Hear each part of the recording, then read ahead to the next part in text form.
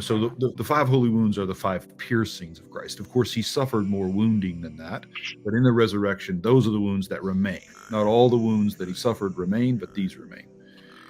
But it's the wounding gaze. So we have this image of Peter denying Christ and then seeing him and seeing that he's seen by him. So there's a moment after the denials where Peter sees that Christ is gazing upon him and he is pierced. So there's the ways in which Christ himself is pierced, but then there's his piercing gaze, like the way in which his look affects those he looks upon.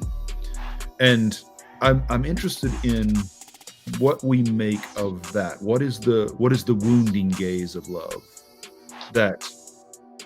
And how do we see it now? Like, how is Christ's piercing gaze happening to me? And there are a number of stories. Simone Weil's story actually is an example of this, because I think that's what Herbert's poem is about, really, about drawing back from, like, not being able to meet the eye of Christ.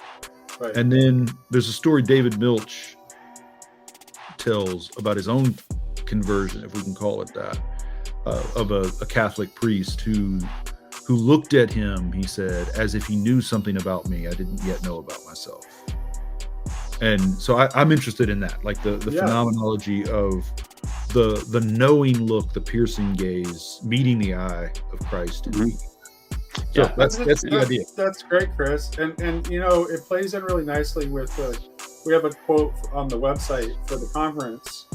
We have a quote from C.S. Lewis's Still We Have Faces. And I think the reason we need the wounding gaze is that it's part of what helps give us a real face and shatters our masks. Yes. That's I will write that down and not give you credit for it. No problem. Steal away.